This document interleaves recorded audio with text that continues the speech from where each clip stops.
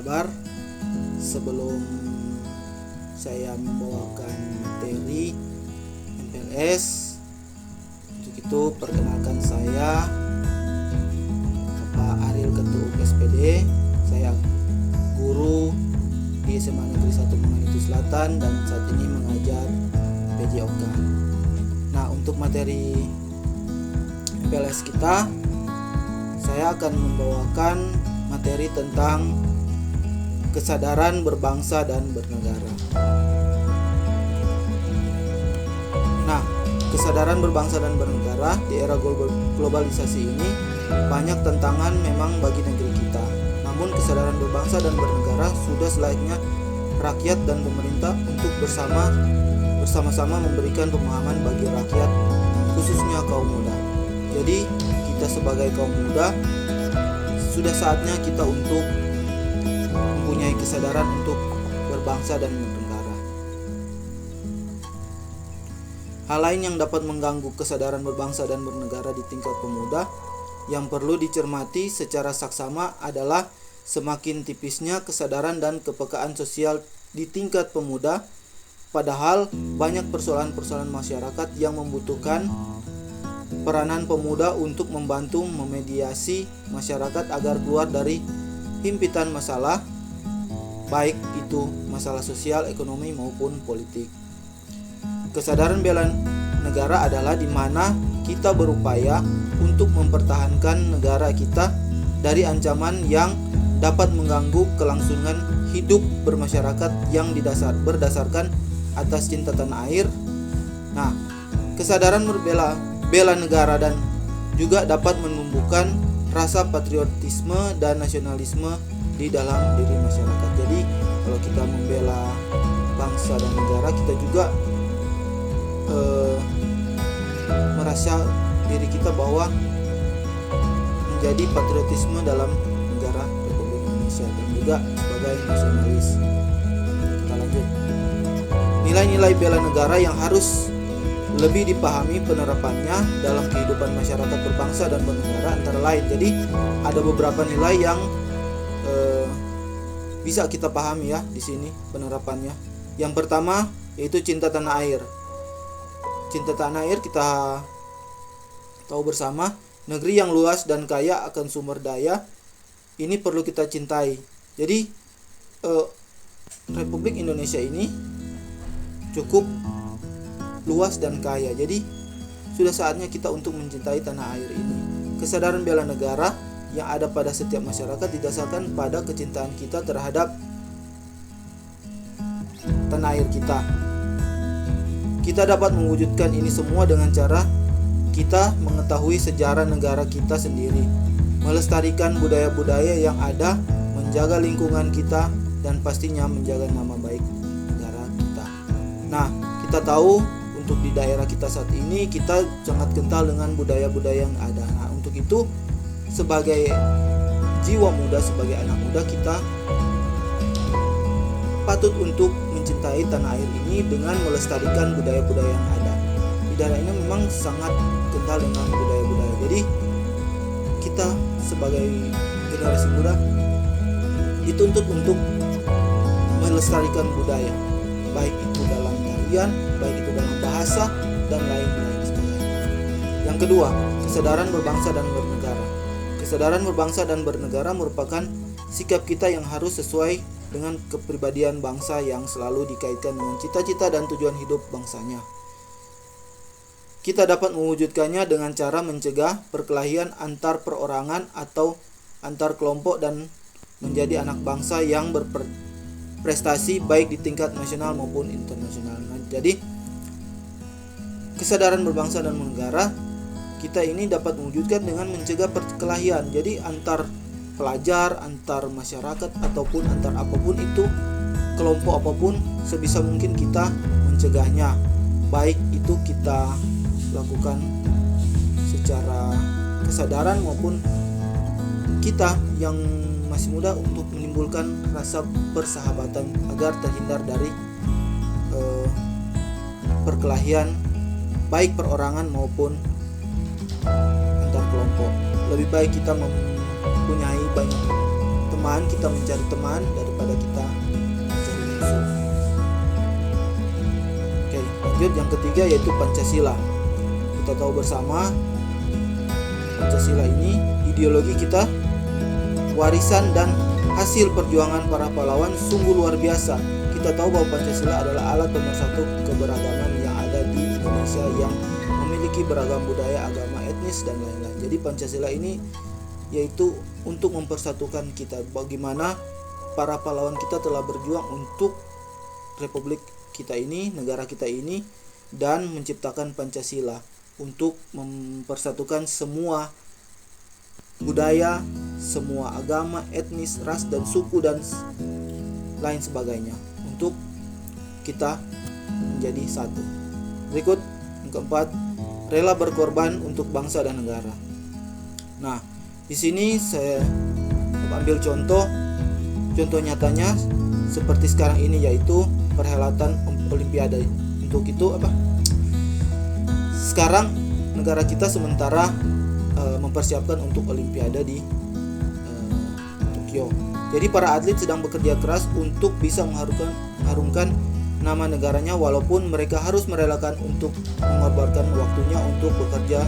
Sebagaimana kita ketahui bahwa para atlet bukan hanya menjadi seorang atlet saja, mereka juga memiliki pekerjaan lain dan juga keluarga. Jadi mereka itu selain mereka mengorbankan waktu, mereka juga mengorbankan pekerjaan mereka yang lain dan keluarga yang mereka tinggalkan untuk berprestasi dan mengharumkan nama Indonesia kita. Nah, itu yang rela berkorban untuk bangsa dan negara kita, mengharumkan nama negara kita, republik kita, untuk menjadi negara yang cukup dikenal di internasional.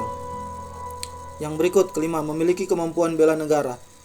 Kemampuan bela negara itu sendiri dapat diwujudkan dengan tetap menjaga kedisiplinan, ulet, bekerja keras dalam menjalani profesi masing-masing. Jadi kita di sini dituntut untuk mampu bekerja keras, ulet, disiplin, dan menjalani profesi kita masing-masing. Jadi apapun profesi kita tetap geluti, kita tetap bekerja keras untuk profesi apa yang kita cintai, dan kita mampu untuk mewujudkan cita-cita kita dengan membela bangsa kita. Oke, kita lanjut. Nasionalisme adalah sikap mencintai bangsa dan negara sendiri. Nah, nasionalisme ini terbagi juga atas dua. Pertama, nasionalisme dalam arti sempit, yaitu sikap mencintai bangsa sendiri secara berlebihan sehingga menganggap bangsa lain rendah kedudukannya. Nasionalisme ini disebut juga nasionalisme yang Calvinisme, contoh Jerman pada masa Hitler.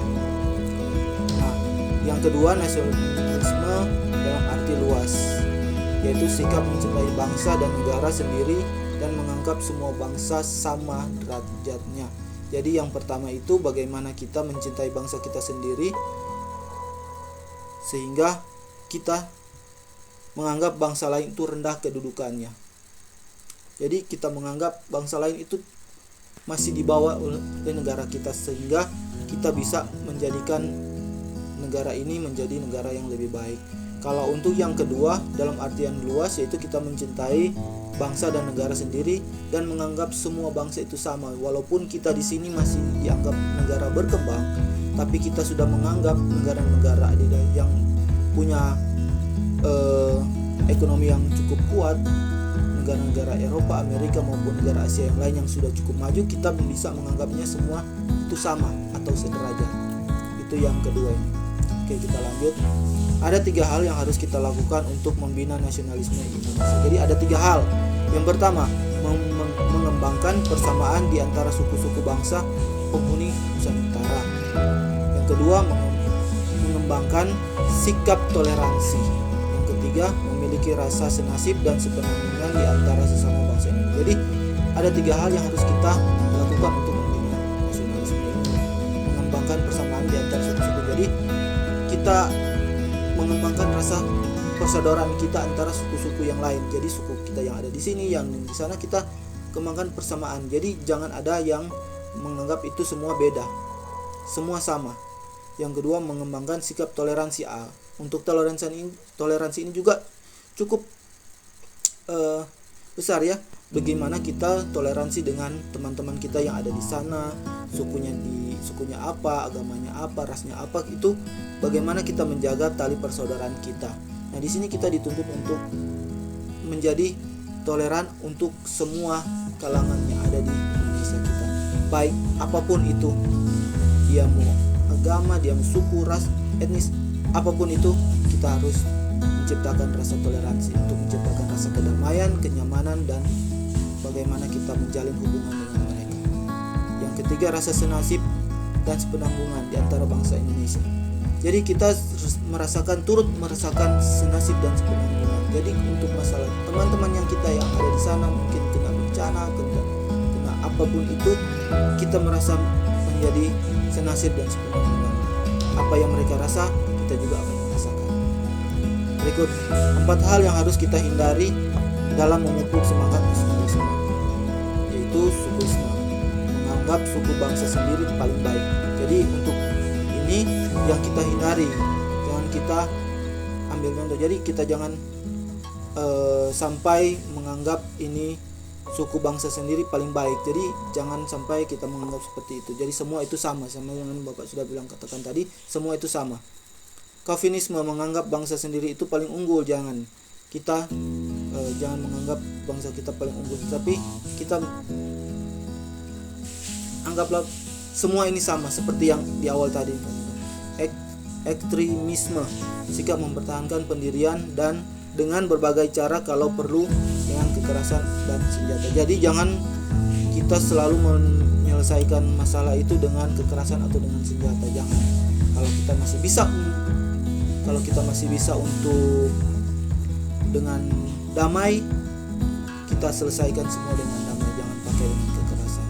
Jadi kalau dia ada salah, cukup kita berdamai, jangan menggunakan kekerasan atau dengan senjata.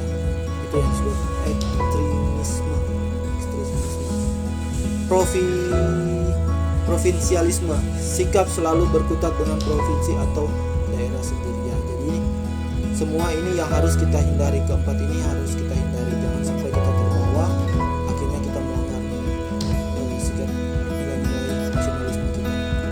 Oke, sikap patriotisme adalah sikap sudi berkorban segala-galanya termasuk nyawa sekalipun untuk mempertahankan dan kejayaan negara. Nah, ciri-ciri patriotisme adalah cinta tanah air. Jadi itu yang di awal saya katakan, cinta tanah air. Jadi kita memiliki rasa cinta untuk tanah air kita ini, rela berkorban untuk kepentingan bangsa dan negara. Jadi kita rela untuk kepentingan bangsa dan negara apapun itu. Kita merasa memiliki bangsa ini. Para pejuang kita sudah merelakan nyawa mereka untuk berkorban demi memperjuangkan bangsa kita ini. Untuk itu kita jangan jadi masa bodoh dengan apa yang sudah ada yang sekarang. Kalau kita bisa mempertahankan apa yang sudah kita miliki sekarang, kita pertahankan, jangan sampai ada yang merusak bangsa dan negara kita. Ketiga, menempatkan persatuan dan kesatuan bangsa di atas kepentingan pribadi dan golongan. Berjiwa pembaharu, tidak kenal menyerah dan putus asa. Nah, ini kelima ciri-ciri patriotisme, tidak kenal menyerah dan putus asa. Jadi tidak ada kata menyerah dan putus asa. Selama kita masih bisa, kita pasti akan selalu berjuang tanpa putus asa. Kita bisa menggapai cita-cita itu, tidak ada yang mustahil. Kita pasti akan bisa. Jangan menyerah dan jangan putus asa. Semua perlu dengan kerja keras. Apa yang kita cita-citakan, apa yang kita ingin raih, semua ada prosesnya. Kalau kita ingin maju terus, jangan menyerah dan putus asa. Karena tipe orang yang akan menyerah dan putus asa adalah tipe orang yang akan berjalan mundur dan diam di tempat, tidak ada kemajuannya. Jangan kita menyerah dan kita putus asa. Berikut implementasi sikap patriotisme dalam kehidupan sehari-hari, dalam kehidupan keluarga. Yang pertama, dalam kehidupan keluarga, menyaksikan film perjuangan, membaca buku bertema perjuangan, dan mengibarkan bendera merah putih pada hari-hari tertentu. Jadi kita bisa mengibarkan kalau ada hari-hari kemerdekaan, hari-hari raya untuk nasional, kita cukup memasang bendera merah putih pada hari yang tertentu. Dalam kehidupan sekolah, melaksanakan upacara bendera, mengkaitkan materi pelajaran dengan perjuangan, belajar dengan sungguh-sungguh untuk kemajuan. Jadi apabila di sekolah kita punya upacara bendera, kita wajib ikut upacara bendera. Jadi bagaimana kita rasa jiwa kita sudah berada di untuk bela untuk negara kita. Kalau di sekolah ada upacara, kita ikut upacara, belajar dengan perjuangan pendahulu kita, belajar dengan sungguh-sungguh untuk kemajuan diri maupun bangsa kita. Dalam kehidupan masyarakat, mengembangkan sikap kesetiakawanan sosial di lingkungannya, memelihara kerukunan di antara sesama warga. Jadi untuk di masyarakat juga kita begitu, menjaga kesetiakawanan sosial di lingkungan, dengan saudara, dengan tetangga, maupun dengan teman-teman yang lain. Kita menjaga agar semua terjalin hubungan yang erat. Dalam kehidupan berbangsa, meningkatkan persatuan dan kesatuan, melaksanakan Pancasila dan UUD 45, mendukung kebijakan pemerintah, mengembangkan kegiatan usaha produktif, mencintai dan memakai produk dalam negeri, mematuhi peraturan hukum, tidak main hakim sendiri, menghormati dan menjunjung tinggi supremasi hukum, menjaga kelestarian lingkungan. Jadi itu yang dalam kehidupan berbangsa. Jadi kita mendukung apa semua kebijakan pemerintah kita ambil, apalagi dengan sekarang dengan pandemi ini, pemerintah mengeluarkan surat edaran bahwa pembatasan yang ada. Jadi kita harus ikuti aturan pemerintah, rajin memakai masker, menjaga jarak, dan semua protokol kesehatan itu harus dilakukan untuk membantu kebijakan pemerintah. Oke, itulah tadi materi kita dalam masa pengenalan lingkungan sekolah. Gua harap kalian bisa pahami dan mengerti apa yang sudah kita pelajari. Sampai jumpa dalam pembelajaran kita yang berikut. Tetap semangat, jaga kesehatan semua, tetap mengikuti protokol kesehatan, menjaga jarak, memakai masker, dan rajin mencuci tangan agar kita selalu terhindar dari virus yang ada, agar semua dalam lindungan Tuhan. Kiranya kita semua sehat selalu. Sampai jumpa dan